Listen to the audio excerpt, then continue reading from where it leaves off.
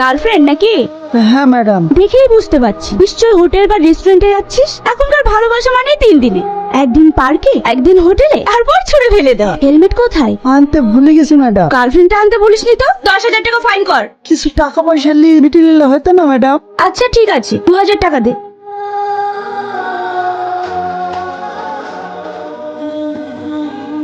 যা। এই প্রিয়া, এই তো সেই ছেলেটা।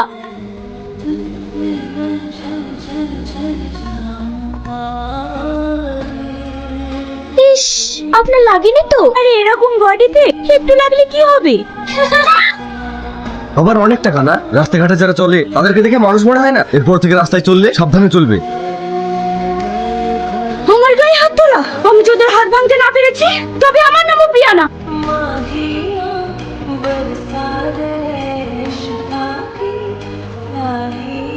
খুব হিরো হয়ে গেছিস না? লাইসেন্স দেখা।